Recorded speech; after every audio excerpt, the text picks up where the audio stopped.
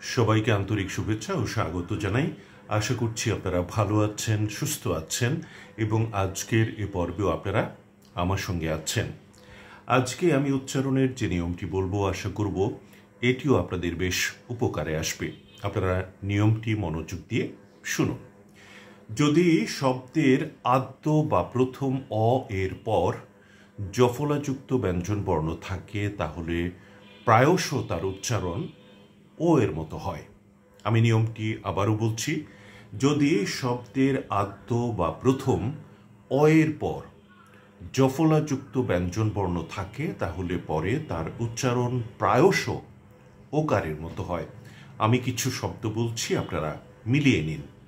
যেমন অদ্য, অন্য, অত্যন্ত, অত্যাচার, কন্যা, কল্যাণ।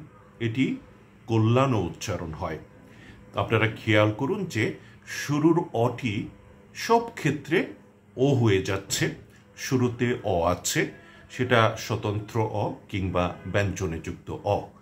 তো আরও বলছি, বন্যা, অধ্যক্ষ, অভ্যাগত, কথ্য, পথ্য, সত্য, সন্ধ্যা, শয্যা, তথ্য, লভ্য, শল্য, ধন্য ইত্যাদি। আশা করি বিষয়টি আপনারা বুঝতে পেরেছেন। সবাইকে আন্তরিক ধন্যবাদ জানাচ্ছি আমার সঙ্গে থাকার জন্য। ভালো থাকুন, সুস্থ থাকুন। খোদা হাফেজ।